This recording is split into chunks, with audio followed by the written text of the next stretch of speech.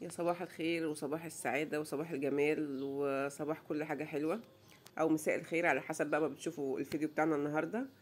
أول حاجة بقى عايزة أقول لكم وحشتوني جدا جدا. أنا بقالي فترة طويلة ما بنزلش أي حاجة على القناة بصراحة. مش عارفة بقى الكسل بقى أو إيه، مش عارفة يعني. المهم أنا كنت مكسلانة شوية الفترة اللي فاتت. الأول بقى كل سنة وانتم طيبين بمناسبة بقى رمضان بقى والعيد والأيام الحلوة دي كلها. وربنا يعود عليكم الايام بخير يا رب. فقلت بقى ادخل لكم كده بحاجه حلوه النهارده. حاجه جميله جدا وهتعجبكم وكلنا بنحبها، وحاجه لذيذه كده خفيفه. النهارده طبعا زي ما انتم شايفين بقى، عملنا رز بلبن في الفرن. النهارده بقى حابينه بقى ان احنا نعمله في الفرن، فقلنا بقى نغير النهارده ونعمل رز بلبن في الفرن بطريقه بسيطه وهتعجبكم ان شاء الله. يلا بقى بينا نشوف هنعمل ايه مع بعض كده. اول حاجه بقى طبعا انا جبت نص كيلو رز. هو مش نص بالظبط يعني، هو حوالي 400 جرام بالظبط، يعني بالظبط على الميزان 400 جرام. طبعا انا غسلته كويس قوي وسبته في الميه كده شويه صغيره، يعني عبال ما جهزت بقى طلعت اللبن بتاعي من التلاجة وحطيته على النار والكلام ده يعني. طبعا أنا بعد ما غسلت الرز كويس انا هنزل بقى في الحله اللي انا هسوي فيها. زي ما انتم شايفين بقى كده نزلته وحطيته في الحله وهنزل عليه بقى بميه. المية طبعا انت بتحطيها نظرية، انا بعمل حاجة يعني بالمقدار كده، يعني بالبركة مش بمقادير معينة يعني. طبعا انا بعد ما حطيته على النار واستوى بقى بالشكل اللي انتوا شايفينه بقى ده، وشرب المية بتاعته خالص وبقى بالشكل الجميل اللي انتوا شايفينه ده. هو خلاص كده بقى تمام يعتبر.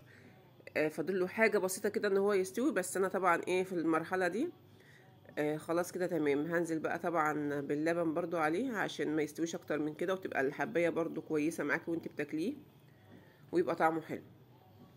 زي ما انت شايف بقى انا معايا اللبن بتاعي كنت حاطاه على النار برضو. ما شاء الله يعني هو لبن اصلا يعني دسم وبخيره زي ما انتم شايفين، والقشطه على الوش اهي. احلى حاجه طبعا في رز ابو لبن بيبقى اللبن بتاعها بتاع الرز ابو لبن ده يبقى دسم. هيديكي طعم احلى وهيديكي طعم زي الرز بتاع المطاعم واحلى كمان يعني. انا نزلت بقى طبعا هنا باللبن على الرز زي ما انتم شايفين. هنزل برضو بالكميه اللي هي المناسبه لكميه الرز اللي انا عاملاها، على حسب بقى ما انت عامله ايه كميه الرز. هو في الطبيعي ان ربع كيلو رز عشان تطلعي رز نتيجته كويسه جدا وهيطلع معاك ما شاء الله حلو ويديكي كميه كتيره قوي. الربع كيلو رز له كيلو لبن بالظبط. ده الطبيعي يعني اللي هيطلع معاكي حلو جدا. وفي نفس الوقت ما تحطيش عليه ميه نهائي، يعني خليه لبن صافي كده هيديكي برضو طعم احلى واحلى. يعني ما تبخليش على الحاجه اللي انت بتعمليها، هتديكي نتيجه حلوه ويديكي طعم احلى بكتير. معايا بقى كيس فانيليا. نزلت بكيس الفانيليا وهديله بقى تقليبه مع بعضه كده، سواء بقى كيس فانيليا او فانيليا سايله، اي حاجه متاحه عندك ما فيش مشكله. في الفتره بقى ديك انا ايديا هتفضل في الرز ابو لبن. هقلب على طول مستمره عشان ما يلزقش مني حاجه. وهنزل بقى بالسكر. السكر بقى الكميه اللي انت حباها، يعني انا هنا حطيت كوبايه ونص سكر. كوبايه ونص سكر كان طعمه حلو. لو انت عايزاه مسكر شويه يعني ممكن هتزودي ايه معاكي ربع كوبايه كمان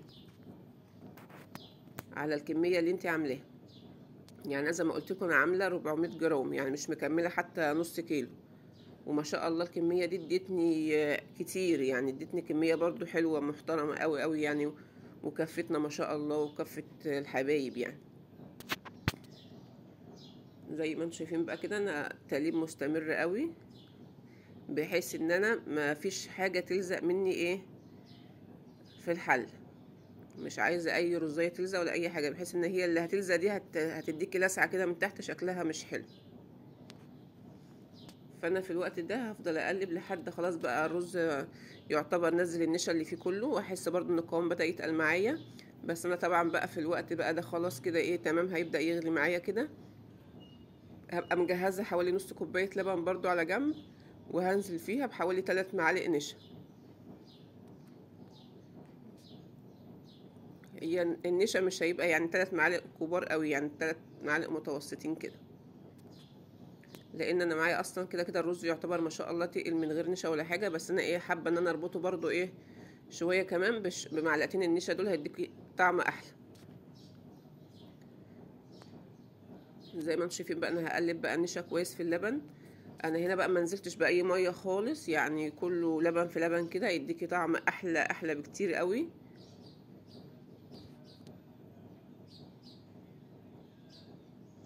خلاص كده انا اتاكدت ان اللبن بقى داب معايا مع النشا، ما فيهوش اي تكتلات ولا اي حاجه. زي ما انتم شايفين بقى، بصوا من غير نشا اهو بدأ ان هو يتقل خلاص. بس انا ايه هنزل برضو بالنشا يديني نتيجة احلى واحلى كمان. يعتبر دي اخر مرحلة هنعملها. لما احس بقى ان الرز ده خلاص بقى بدأ يبقبق من جميع الجهات كده، انزل بالنشا في الوقت ده وهقلب بقى. هو مجرد ما هتحط النشا هتلاقي الموضوع لم معاكي وتبقى تمام التمام. يعني بصوا ما شاء الله، يعني كل ما بتقلبي يديكي ايه قوام اتقل شويه.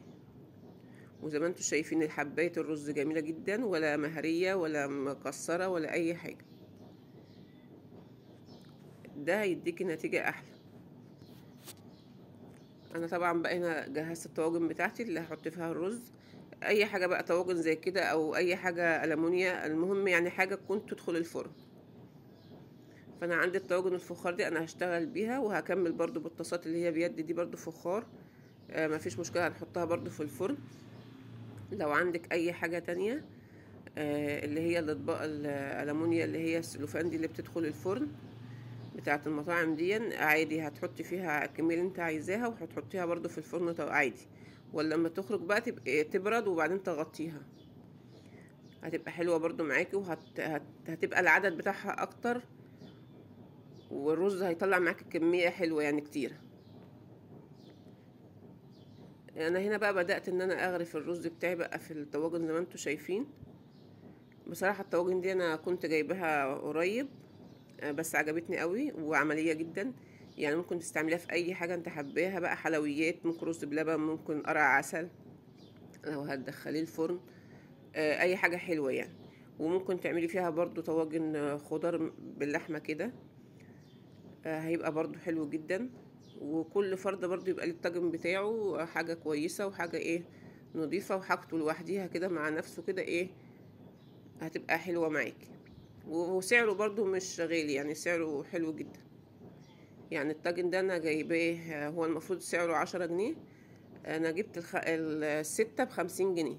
يعني جبت الست طواجن ب50 جنيه. بس ما شاء الله الحجم ده اللي هو الكبير، فيه احجام صغيرة شوية عنه ب6 جنيه الواحد او ب7.5، يعني على حسب يعني المكان اللي انت هتجيبي منه. بس بصراحة عمليين جدا وحلوين قوي، يعني انصحكم ان انتوا تجيبوا برضو منه في البيت، هيبقى حلو جدا معاكم. معايا بقى زي ما انتم شايفين، شفتوا الصواني اللي هي دي الطاسات كده بيد كده حلوة برضو تدخل الفرن، فخار برضو نفس النوع. جبتها برضو هتستعمليها في حاجات كتير قوي.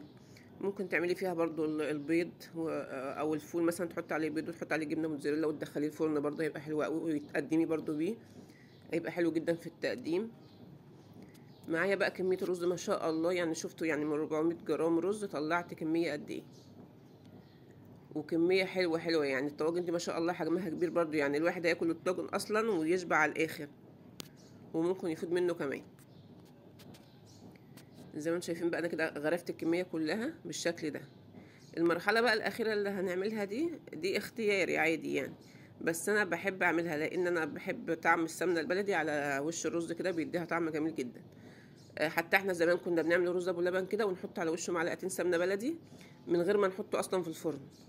يعني مجرد تحط السمنه البلدي كده على الوش كده بتسيح بقى مع السخونيه بتاعه الرز، ونيجي ناكله بقى بيبقى طعمه بصراحه حلو جدا. فانا هنا بقى هوزع على الطواجن كلها السمنه بلدي دي على الوش كده، بحيث ان انا لما ادخله الفرن الوش على طول هيشيل على طول ايه ويحمر ويبقى شكله حلو جدا. وفي نفس الوقت هيدينا طعم حلو بقى. انتوا عارفين السمنه البلدي بقى مع الحاجات دي مفيش بعد كده.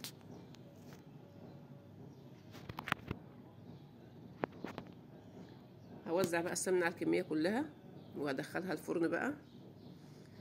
بصوا بقى يعني ده كده بقى شكلها بعد ما وزعنا السمنه كلها، بدات بقى تسيح طبعا على الوش اهي. وده شكله بقى النهائي بعد ما طلعناه من الفرن. بصوا بقى مش عايزه اقول لكم يعني على طعمته وحلاوته وجماله وطعمه. انا بصراحه يعني بصوا عجب ولادي جدا، وبقوا يقولوا ده احلى من بتاع المحلات بصراحه بكتير. اللبن طبعا فيه بخيره ومديله طعم حلو جدا. وكنت عندي قشطه برضو، حطيت معلقه قشطه عليه كده، اداها برضو يعني ادت اللبن طعم حلو برضو قوي. لو عندك قشطه برضو بتضيفيها عليه تديكي طعم جميل جدا. وحاجه حلوه كده في البيت سريعه، وحاجه برضو مفيده. يعني لو ولادك ما بيشربوش اللبن برضو هتدخليها في هتدخلي اللبن هنا في الرز ابو لبن ده، هياكلوه حلو. وفي نفس الوقت هيديهم فايده برضو كتير. فيا رب بقى الفيديو بتاعنا النهارده يكون حلو كده، خفيف عليكم، يكون عجبكم. واهم حاجه ما تنسوش بقى اللايك والشير وسبسكرايب للقناه. وعايزين بقى نرجع نعمل فيديوهات حلوه كتير مع بعض، وان شاء الله يكون يوم سعيد عليكم، يوم جميل. وربنا يا رب يملى بيوتكم كلها خير وبركه، وتحققوا كل اللي تتمنوه. وبكده بقى نكون خلصنا، واشوفكم على خير ان شاء الله في فيديوهات تانية. مع السلامه.